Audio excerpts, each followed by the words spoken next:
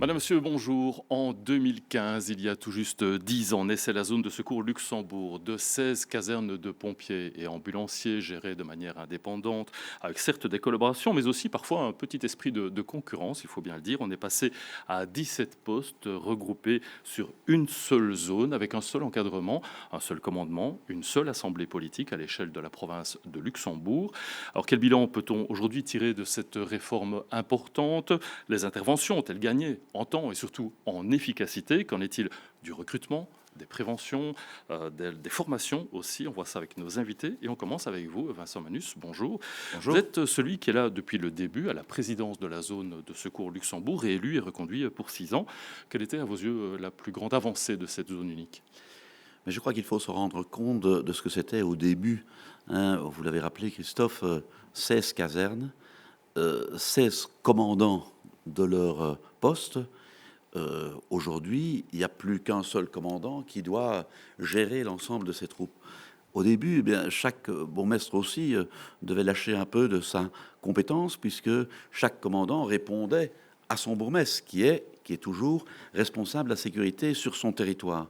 Aujourd'hui, tout ça est réparti entre un collège de notre zone de secours, qui est composé toujours de bourgmestres et de représentants aussi de la province, et tout ça doit fonctionner ensemble. Et donc la tâche la plus importante, je crois, qui a été celle d'abord de Joël Even et de Stéphane Thierry, maintenant depuis 8 ans, ça a été de faire en sorte que tout ce monde politique, mais aussi ce monde des pompiers, puisse travailler ensemble et avoir une hiérarchie qui est bien établie aujourd'hui et qui fonctionne très bien. Je dois dire qu'on voit une évolution tout à fait positive, évidemment, de l'évolution de notre zone de secours depuis 10 ans.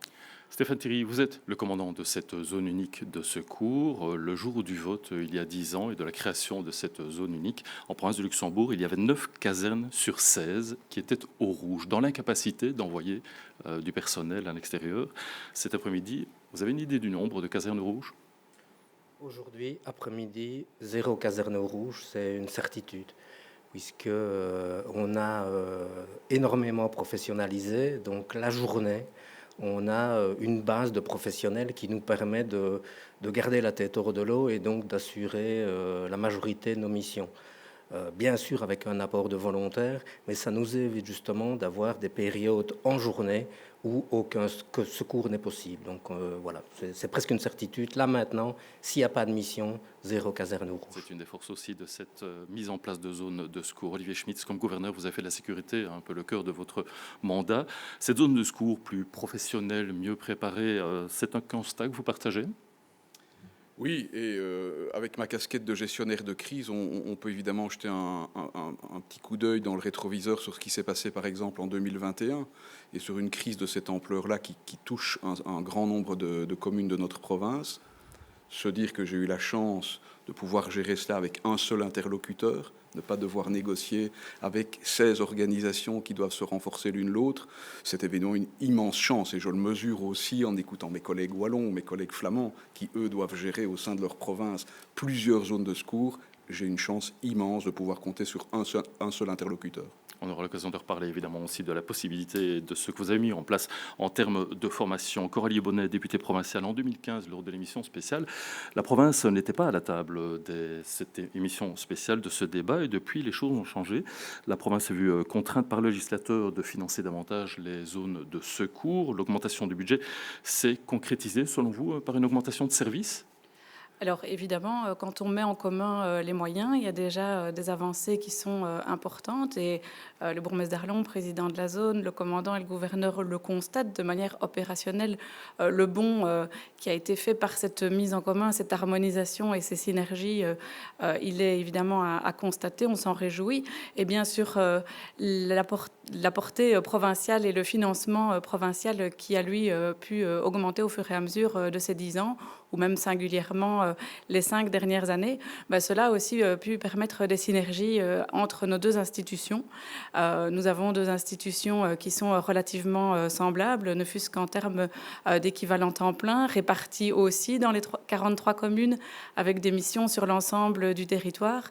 Et donc les moyens sont mis en évidence partout sur le territoire et sont affectés de la meilleure manière possible conjointement. On parlera aussi avec vous de la formation et du poids financier en alignant quelques chiffres évidemment de l'intervention de la province de Luxembourg. Mais avant, d'autres chiffres, ceux des interventions avec ce tableau qui a été préparé et mis en forme par Martin Van Kalster. Vous le voyez, le nombre de sorties et l'évolution des sorties de 2022 à 2024. Vous voyez, un nombre de sorties qui a fortement progressé, plus presque 16% en 2 ans. On en est aujourd'hui à 84 sorties par jour. Un autre tableau, cela dit, pour essayer d'étayer un petit peu, hein, on voit quand même qu'il y a une nette différence quant aux besoins. Hein, et si l'aide médicale urgente représente toujours la majeure partie des appels, ce sont les pompiers qui ont le plus progressé, plus 45% en 2 ans.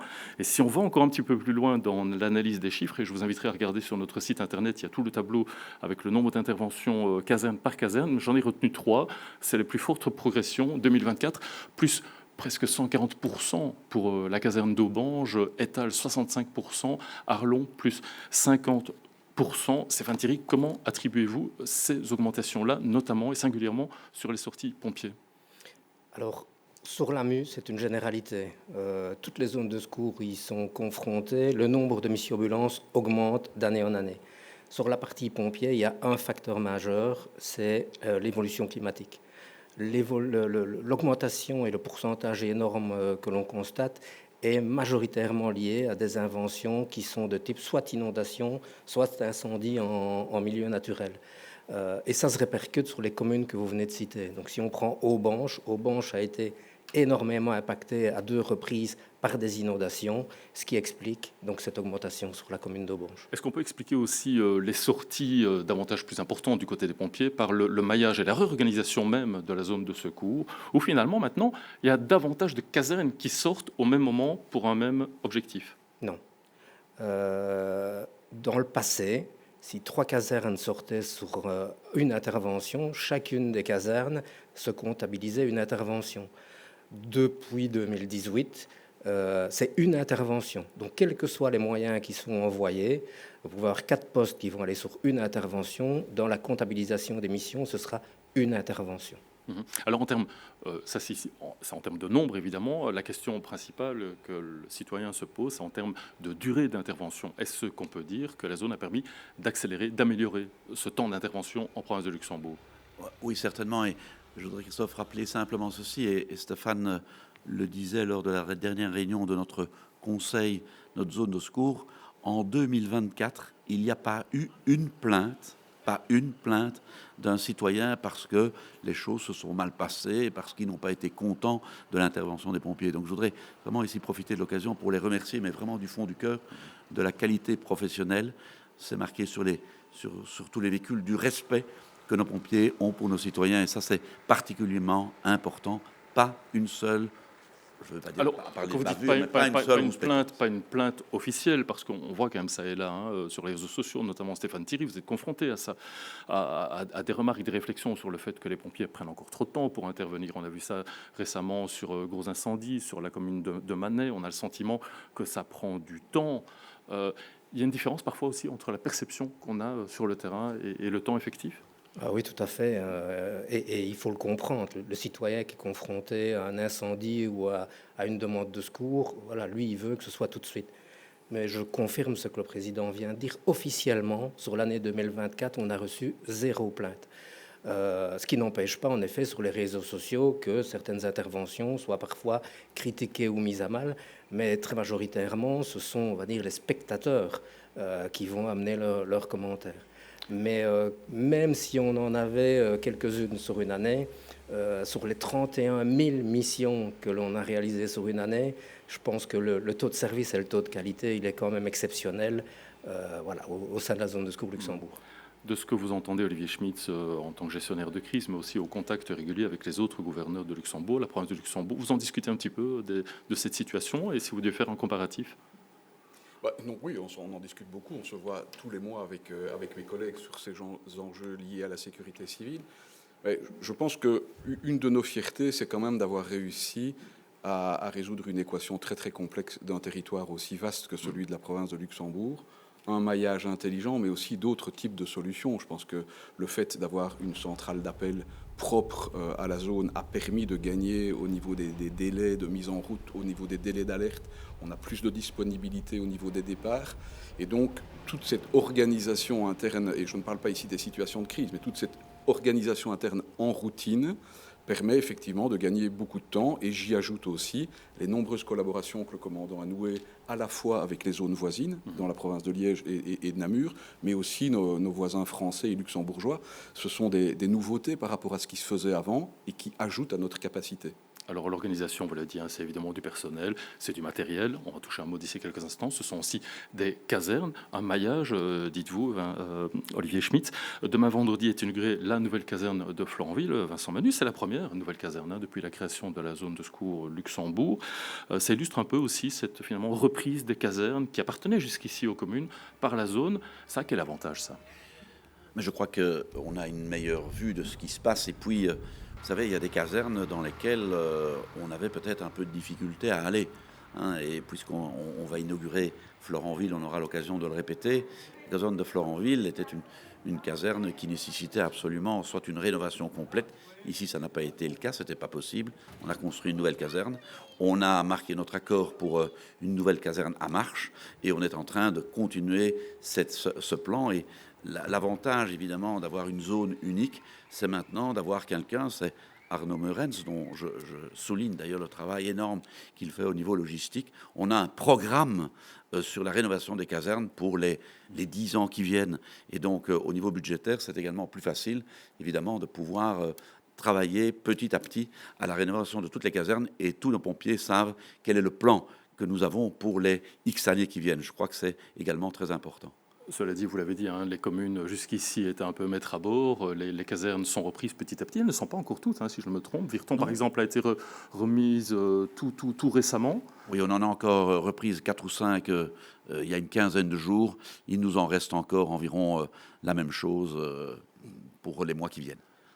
Juste, on vient de citer 2 fois le terme maillage. Je pense que par rapport aux 2 questions qu'on vient de poser, ce qu'on a gagné en temps et ce qu'on a gagné en qualité, le maillage est quelque chose qu'il faut voir comme quelque chose de positif. Il nous permet de répondre à toutes les demandes de secours en permanence. Et à côté du maillage, on a aussi un partage des moyens qui sont complémentaires. Ce qui veut dire qu'aujourd'hui, donc 10 ans après la naissance de la zone, à chaque fois qu'il y a une intervention, l'ensemble des moyens qui doivent y être envoyés sont envoyés. Ils vont venir de plusieurs postes, certes, mais l'ensemble des moyens sera envoyé, ce qui n'était pas le cas précédemment. Alors vous avez parlé évidemment de nouvelle construction à Marche-en-Famenne avec une nouvelle localisation et tout le monde dit qu'elle sera mieux située, que les secours pourront partir plus rapidement, se désengorger la Pirie. Il y a aussi des reconstructions, rénovations. On va quand même voir la carte de la province de Luxembourg telle qu'elle existe avec l'emplacement des casernes. Alors ça c'est une carte qui est issue de ce projet que vous avez porté Stéphane Thierry de zone de secours 4.0 avec 3 niveaux de caserne. On va en reparler un peu d'ici quelques instants, le fait qu'on est revenu peut-être à 2 niveaux de caserne. Mais on voit en termes de localisation les 17 postes. On a quand même malgré tout le sentiment, quand on regarde cette carte, et cette réflexion vient aussi en regardant la nouvelle carte et future carte de la zone d'Inafi, qui réfléchit aussi en termes de relocalisation, qui va supprimer des casernes, en relocaliser d'autres. Peut-être mieux localisé. J'ai quand même le sentiment, en regardant cette carte-là, est-ce que je peux vous partager l'avis, qu'en Centre-Ardenne, il y a quand même une forte concentration, qu'on parle de rénovation. Est-ce qu'à un moment donné, sur la table, il ne faudrait pas se poser la vraie question d'une création d'une nouvelle caserne qui regrouperait différents établissements actuellement pour plus d'efficacité en termes de personnel, de matériel? Je vais commencer, parce que moi, ma position, elle est extrêmement claire. Non, non et non. Je ne sais pas historiquement qui a implanté les 16 anciens postes aux endroits où ils sont aujourd'hui, mais la réalité montre qu'ils sont extrêmement bien positionnés. Et qu'est-ce qu'on a fait depuis quelques années? On a réparti les moyens de manière judicieuse pour que tous les postes ne disposent plus de tout le matériel. Donc quand on dit, voilà, il y a une certaine centralisation de postes, oui, mais à côté de ça, on a par exemple le poste de Libramont qui disposent de moyens qui sont uniques sur l'ensemble de la zone. Donc les moyens qui sont libres à Mont interviennent aussi bien à Aubange qu'à Vielsalm.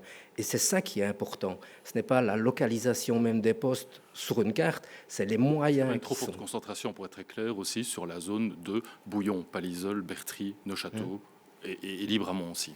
Non, parce que... Il était question à un moment donné de créer une nouvelle caserne autour de Menuchenet, Feuille-les-Veneurs et de concentrer les moyens. Si on partait d'une carte vierge maintenant, est-ce qu'on remettrait les casernes aux mêmes endroits? En tous les cas, si on veut garantir la même qualité de service aux citoyens, on n'élargirait pas le maillage. Parce qu'aujourd'hui, on pourrait imaginer supprimer une caserne. Ça, c'est magnifique. Tant qu'il ne se passe rien, on va dire il n'y aura que 24-25 km entre deux casernes. Quand vous allez occuper une caserne et que vous allez la mettre sur un incendie et qu'on a une deuxième intervention, les secours, ils arriveront 45-50 minutes après. Si c'est ça qu'on veut, on peut réfléchir à supprimer des casernes. Si on veut garder le niveau de service que l'on a aujourd'hui, non, la suppression de casernes n'est pas une bonne idée. Le maillage et les moyens judicieux, ça c'est la solution. Vincent Manu, je vais poser la question différemment. Est-ce que si on garde les casernes comme ça, c'est aussi parce qu'il y a derrière ça un enjeu politique avec aussi le besoin de répondre à des bourgmestres qui n'ont pas envie de voir disparaître leurs casernes? Je ne veux pas vous répondre qu'on a des demandes de bourgmestres pour supprimer la caserne dans leur localité. Non. On a même plutôt parfois des demandes d'augmenter le nombre des casernes en province de Luxembourg. Donc il ne faut pas non plus être hypocrite, mais vous savez, quand on prend une décision comme ça, nous les politiques, je crois que la première chose à faire, c'est d'écouter les professionnels. Et Stéphane, lorsqu'il a présenté le plan qui est celui que vous avez ici sous les yeux, eh bien, on a fait des études avec des personnes venant de l'extérieur pour nous aider à prendre ces décisions. Et donc, les conclusions sont celles que Stéphane vient de nous expliquer, et je crois qu'il faut le suivre dans cette direction-là. Alors justement, vous l'avez dit, il y a certaines communes qui souhaitent une caserne, une nouvelle caserne, et puis alors évidemment le récent incendie qui a coûté la vie à une personne sur Alma a reposé cette question d'un poste avancé sur la commune de Wallin. C'est une demande qui était déjà formulée il y a 10 ans par la bourgmestre de l'époque, qui est de nouveau reformulée maintenant par le bourgmestre actuel, Benoît Closson. Je vous propose de les écouter, ces deux réactions à 10 ans d'intervalle. Nous, on avait demandé des simulations et il est clair que les services d'incendie, que ce soit de Palaiseau ou de Saint-Hubert, ne savent pas arriver dans les temps prescrits. On est entre 25, 35, 40 minutes. Il est clair que les délais d'intervention sont particulièrement longs puisque la caserne la plus proche, c'est Borin et Rochefort, et qu'on n'a pas de caserne à proximité, et que donc moi je plaide pour avoir une caserne ici à Alma précisément. C'est absolument indispensable. Et donc on se dit, puisque nous n'avons aucun service d'incendie sur la zone Luxembourg qui peut nous défendre, il est logique que l'on ait un poste avancé, puisque, M. Magnus, vous l'avez rappelé, un luxembourgeois est un luxembourgeois. Si on arrive à la conclusion, chiffre à l'appui, que c'est la seule et la bonne solution, on devra s'orienter vers cela. Le commandant des pompiers soutient la démarche et la demande, de même que la COAMU, la Commission d'aide médicale urgente du Luxembourg, soutient la demande également pour un départ ambulance.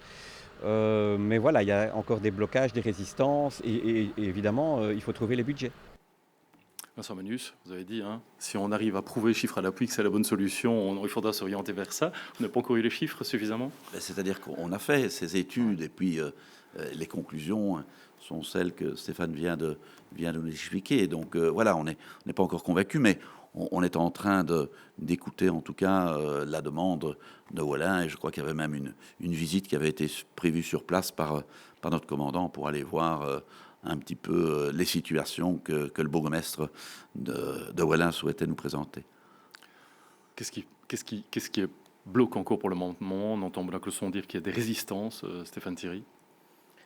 Alors, ce qu'il faut bien comprendre, c'est que créer un poste de secours, que ce soit à Alma ou que ce soit n'importe où, un poste idéalement centré, ce n'est pas si facile que ça. Pourquoi? Parce qu'il y a deux possibilités en réalité. Quand on crée un poste, soit il est au milieu de la campagne et on n'y met que des professionnels, soit on crée un poste dans des zones où on peut utiliser des pros et des volontaires, une certaine mixité qui nous permet de fonctionner au mieux. Et l'endroit doit être extrêmement judicieux. Dans le cas de Wellin, on ne peut pas faire fi de la situation qui est qu'à côté de nous, il y a la zone d'Inafi avec le poste de Rochefort qui intervient malgré tout dans un délai qui n'est parfois pas plus long que nos postes même pour certaines communes luxembourgeoises. Donc, quand on crée un poste, il faut vraiment le créer de manière objective. Et moi, je dis pas qu'il ne faut pas en créer à Wallin, mais en tous les cas, il faut voir la situation de manière générale pour l'ensemble des citoyens. Mais créer un poste qui va intervenir majoritairement sur une autre province, il faut mesurer les avantages et les inconvénients. Et donc les débats qui sont pour le moment sur la table avec la réorganisation au niveau de la zone d'Inafi pourraient aussi éventuellement reposer la question en province de Luxembourg, puisqu'on sait que Rochefort et même peut-être Jeudine vont être en tout cas relocalisés, peut-être ailleurs, diminués peut-être aussi en termes de force. C'est une certitude. La réorganisation de la zone d'Inafi vient ajouter de la complexité et donc on doit être vigilant au fait qu'il ne faut pas qu'un jour la zone de secours Luxembourg couvre la province de Namur au-delà de Sinay en inadéquate la plus rapide, ce qui pour nous n'aurait pas beaucoup de sens puisque quand on est dans la province de Namur, on n'est plus en train de couvrir la province de Luxembourg. Voilà, nous sommes à 21 minutes d'émission, comme ça vous êtes au courant, Coralie Bonnet, on parlait de caserne, une chose importante aussi, c'est en termes de formation, et on sait que ce soit Bastogne ou l'Institut de formation provinciale ou provinciale de formation, joue aussi un rôle important à Bastogne en termes de formation, hein, plus d'1 millier de brevets décernés sur les quelques dernières années. Oui, bien sûr, que ce soit la formation qu'on appelle feu ou aide médicale urgente, hein, et on voit en termes de proportion d'intervention ce que ça représente au niveau de la zone de secours Luxembourg. La province est au rendez-vous et est agréée comme centre de formation par le fédéral depuis 2017-2018. Donc à la fois l'école de cadets basée à Bastogne, mais également présente à Érezé, Palliseul et Fratin, et puis les formations de base et les formations continuées tout au long de l'année. C'est plus de 200 formateurs. Nous étions encore en réunion ce matin pour pouvoir programmer la session 2026. Plus de 66 modules qui vont encore être proposés l'année prochaine, plus ou moins 3000 heures de formation qui sont données chaque année. C'est évidemment important d'avoir ces formations à proximité. Pourquoi ? Parce que ça permet aux postes de rester opérationnels même dans le cas de formation. Ça veut dire que les postes ne sont pas mis au rouge, pour faire aussi écho à vos remarques de la première partie de l'émission, pour remplir les obligations en termes de formation. Et on sait qu'elles ne vont pas en diminuant. Effectivement, les normes qui viennent du fédéral, que ce soit au niveau de l'intérieur ou de la santé publique, sont toujours plus importantes. C'est évidemment important d'avoir des professionnels parfaitement formés, que ce soit la formation de base et la formation continue. Mais si nous, à travers le maillage provincial, on peut l'apporter à l'endroit le plus proche possible, c'est évidemment à ça qu'on s'attelle. Un centre de formation équipé de manière assez impressionnante. Olivier Schmitz, avec la reconstitution de rails, de wagons, pour pouvoir professionnaliser encore plus le travail des hommes. C'est quelque chose qu'on a dans d'autres zones de secours, ça ? Alors, c'est aussi une fierté luxembourgeoise. C'est un peu une solution que nous avions trouvée il y a quelques années, c'est de s'inscrire dans un projet européen, un projet grande région, et de développer avec les collègues du Grand-Duché et de la Moselle des projets conjoints et complémentaires pour permettre de disposer chacun sur son territoire d'un outil de formation spécifique. Chez nous, ce sont les transports de produits dangereux, rail, route, avec effectivement la construction d'une bretelle d'autoroute, d'une voie de chemin de fer. Et chez nos collègues, je ne vais pas faire le détail, mais chacun reçoit une spécialisation et permet aussi aux pompiers de la grande région d'aller s'entraîner chez le voisin, de se connaître, de connaître ses procédures et d'être meilleur le jour où il faut travailler ensemble sur des interventions, ce qui n'est pas une chose aussi rare qu'on le pense. Je veux dire, les collègues luxembourgeois et français sont très souvent à l'aide de nos services de secours. La formation, on va passer au personnel. En 2017, il y avait 100 professionnels, Stéphane Thierry. Aujourd'hui, en 2025, il y a 270 professionnels, 340 volontaires. Et puis une petite cocorico, on va dire aussi, parce qu'il y a une féminisation dans la profession assez importante, notamment du fait qu'il y a pas mal de pompiers plutôt ambulanciers qui ne sont pas sapeurs-pompiers, hein, plutôt féminins. Vous avez 86 ambulanciers, 22 agents administratifs. Vous avez dit à l'époque, en 2019, c'était avec 235 professionnels, la zone arrivera à fonctionner. Vous êtes à 270, je le rappelle. Ça veut dire que vous avez atteint le chiffre que vous espériez? Non. Vous en voulez toujours plus, hein, Stéphane Thierry, on a pas le sentiment. J'aurais envie de dire 3 cocoricots. Et rien n'est le fruit du hasard. La féminisation, ça répondait à un réel besoin d'augmenter le public cible du volontariat. Deuxième procédure qui a été mise en place, c'était les ambulanciers non pompiers, qui là aussi répondaient à un besoin, puisqu'on avait un public qui ne voulait pas être pompier, mais qui pouvait nous aider à assumer nos missions. Et donc tout ça fait que aujourd'hui, troisième cocorico, le nombre de volontaires par rapport à la création de la zone, il est en augmentation de 8%. Donc on n'a pas perdu de volontaires, on en a gagné grâce aux procédures qu'on a mises en place. Excusez-moi, au début de la zone, on était quand même à 7, je me trompe, mais on était à 700-800 volontaires, non? Non, on a 8% aujourd'hui, en comptant les ambulanciers non pompiers. Donc on a 8% de personnes. Et malgré tout, un chiffre alors qu'on a retenu, parce qu'il est sorti en début janvier, Oufalise, en 10 ans, on est passé malgré tout de 45 volontaires à 15 volontaires. Donc c'est propre à Oufalise? Alors, oui, c'est propre à Oufalise, même si dans la globalité, on a gagné quelques unités, il y a des communes dans lesquelles le recrutement de volontaires reste toujours extrêmement difficile. Alors, on y va pas à pas, on mène des campagnes, on collabore avec les communes, on met toute une série de procédures en place, des salons de l'emploi et autres, mais il ne faut pas nier que certaines communes sont encore en difficulté. Revenir quand même sur les 235, pourquoi est-ce que je dis non, on est passé? Ce que j'ai dit à l'époque, c'est qu'avec 235 pompiers professionnels, on assumait ce que je vous ai dit au début de l'émission. On limite au maximum les mises au rouge. Si demain, on veut une zone de secours qui est stable, et qu'est-ce que j'entends par stable? C'est qui assure aux citoyens luxembourgeois des secours de qualité de manière pérenne. Le chiffre aujourd'hui, et il a toujours été constant, il est plus ou moins à 300 pompiers professionnels. Donc je ne dis pas que demain il faut 300 pompiers, mais la mixité pro et volontaire, elle marche, mais régulièrement, si on n'avait pas les volontaires, on serait très très mal. Et donc ça doit rester une priorité. C'est une priorité, et dans le même temps, on se rend compte que les conditions d'accès pour devenir volontaire ont extrêmement, se sont vraiment durcies. C'est une problématique, ça, Olivier Schmitz. Oui, mais qui répond aussi à une évolution des risques. On ne peut pas se dire aujourd'hui, envoyons des pompiers volontaires sur des interventions au feu, au risque de mal faire pour les personnes qui doivent secourir, ou au risque de mal faire pour eux-mêmes. On se rend compte que les risques sont de plus en plus complexes. On va parler probablement les grandes inondations, les feux en milieu naturel, mais aussi les feux de structure. On voit que les bâtiments sont quand même beaucoup plus complexes, les véhicules sont plus complexes.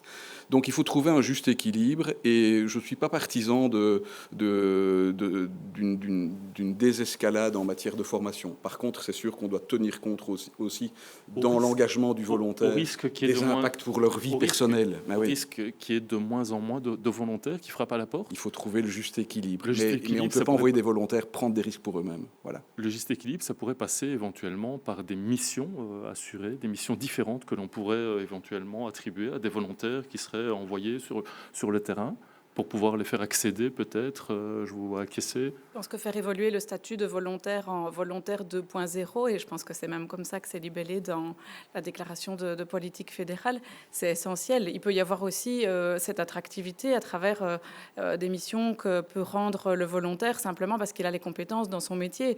Imaginons un menuisier qui est pompier volontaire, pourquoi ne pas faire appel à lui aussi pour des missions à l'intérieur de la zone, pour permettre justement cet échange de bons procédés et qu'ils puissent aussi se sentir utiles à différents aspects de la vie de la zone de secours. Et puis aussi faire évoluer les missions des volontaires en lien avec tout ce qui est prévention des risques, ce qui est historiquement aussi les missions de la protection civile. Et on sait qu'une réforme a eu lieu il y a quelques années. C'est important de pouvoir, au fur et à mesure des années qui viennent, mais renforcer ces missions de protection civile qui, on le voit, sont de facto dévolues aux zones, vu l'éloignement des postes après la réforme. Voilà quelques exemples qui me viennent en tête. Malgré tout, Vincent Manus, on parle de volontaires, il y a quand même une épée de Damoclès pour l'instant qui est sur la tête des zones de secours, et pas uniquement de la zone de secours Luxembourg, avec le Conseil d'État et la Cour de cassation, si je me trompe, les deux doivent se prononcer sur des plaintes déposées par les volontaires qui réclament le paiement, c'est pas des volontaires de la province de Luxembourg, mais qui réclament le paiement des heures de garde à domicile au même titre que les professionnels en caserne. Stéphane Thierry, vous avez fait les chiffres, hein, vous avez dit que, enfin vous et l'ensemble des collègues wallons, si 5% des volontaires venaient à réclamer, il en coûterait 1,8 milliard d'euros. Très clairement, vous êtes en risque de faillite virtuelle. C'est très simple. Si cette réglementation, ou plutôt si ces arrêts ou ces décisions de justice devaient être passées dans un texte de loi, eh bien, il faudra nous dire comment on va pouvoir gérer nos zones de secours. C'est juste impossible. Donc là, vraiment, je compte sur nos dirigeants et sur nos responsables politiques pour ne jamais aller dans cette direction-là. Sinon, les communes, la province, même la région, le fédéral, on ne saura pas financer cela. Et est-ce que ça a beaucoup de sens? Donc c'est aussi ça la question qu'il faut se poser. Quand on est volontaire, ben voilà, on accepte un certain statut qui est celui qui est négocié, je dirais, avec son employeur, qui est la zone de secours. On le sait au départ. Donc voilà, ce serait vraiment une catastrophe pour l'ensemble de nos citoyens, je crois, d'avoir une réglementation qui irait dans ce sens-là. Olivier Schmitz, demain, c'est une épée de Damoclès qui pèse sur tous les pays européens, puisque c'est une décision de la Cour de justice. Et donc, tous les pays européens, aujourd'hui, voient arriver ce risque majeur par rapport au volontariat. Et donc, je pense qu'il faut absolument, et je soutiens ce que vient de dire le président, une initiative législative au niveau du Parlement belge pour donner un cadre juridique qui garantisse à la fois les droits des volontaires, c'est bien normal, mais aussi un équilibre budgétaire pour les zones de secours. Je pourrais encore dire quelque chose, sauf à propos des volontaires. Nous avons dans notre zone des volontaires qui se sont mis il y a quelques années au travail pour avoir un programme, qui est le programme du 112, pour savoir qui a envoyé en premier et tout ça. On avait confié cette mission-là, je me rappelle, donc, quand je suis arrivé il y a maintenant une douzaine d'années, à une société dont je ne citerai pas le nom, qui n'était jamais arrivée à solution. Des volontaires de nos différentes casernes ont réussi à faire en sorte que ce programme fonctionne, et 10 ans après, il fonctionne toujours à la satisfaction générale de l'ensemble des pompiers. Et donc, c'est pour vous dire que nous avons aussi des grands génies au sein de notre zone de secours qui, parfois, essayent de développer vraiment leur esprit d'initiative pour faire en sorte que notre zone fonctionne mieux. Il nous reste malgré tout quelques minutes. On va parler un peu du financement avec 2 tableaux que je vous propose de voir aussi pour se rendre compte de la manière dont est financée la zone de secours, avec un apport du fédéral pour 2025 évalué à près de 15 millions d'euros. C'est l'équivalent de 98 euros par habitant. Et l'une et l'autre, ensemble, commune et province, apportent 28,8 millions. On a du 50-50. Un autre tableau pour se rendre compte que si en début d'année, les provinces devaient apporter l'équivalent de 55, les communes, pardon, devaient apporter l'équivalent de 55 euros par habitant pour 43 pour la province. Eh bien, une nouvelle circulaire est intervenue depuis lors et qui vous contraint, Coralie Bonnet, d'avancer 54 euros. Et là, finalement, on a un point où la province, ça y est, depuis cette année-ci, va financer davantage que les communes. Oui, c'est vrai que depuis 2017, on a fait presque x16. Donc, singulièrement, comme je le disais, sur la dernière législature, on est passé d'1 million à presque 16 cette année-ci. Donc, voilà en ordre de grandeur dans quoi on se situe. La province a un budget de plus ou moins de 136 millions d'euros. Donc, ça vous laisse voir quelle est la proportion du budget provincial qui est consacré maintenant à la zone de secours. Mais je vous reprends tout de suite, c'est pas une contrainte. C'est vraiment normal que, comme la santé et la sécurité font partie des priorités des citoyens, la province, en tant qu'institution, soit au rendez-vous de ce financement qui est bien nécessaire par rapport à la zone de secours. C'est aussi une mission essentielle au niveau supracommunal, et c'est aussi à ce titre-là que la région wallonne demande aux provinces d'intervenir pour pouvoir soulager les budgets communaux. Pourquoi ? Parce qu'il y a des choses qui se font avec de bonnes économies d'échelle quand elles sont à l'échelon provincial. Et donc, c'est effectivement peut-être des choix budgétaires qui ont pu être faits en 2020-2021 pour, au fur et à mesure, consacrer quasi 2 millions d'euros en plus chaque année et pouvoir le faire sans perte d'emploi dans le budget provincial, mais en réorientant vers nos matières prioritaires. Et on poursuivra dans ce sens-là si la région wallonne le demande pour soulager le budget des communes. Et malgré tout, en termes de présence politique aussi, dans le choix décisionnel, que ce soit au collège de zone ou au conseil de zone, ça ne se traduit pas spécialement. La province est là avec un seul représentant face à l'ensemble des bourgmestres. Oui, au niveau de la sécurité en Belgique, les choses sont organisées de cette manière-là également. Il y a le ministre de l'Intérieur, le gouverneur et puis les bourgmestres. Ça, c'est la chaîne au niveau de la sécurité et du commandement.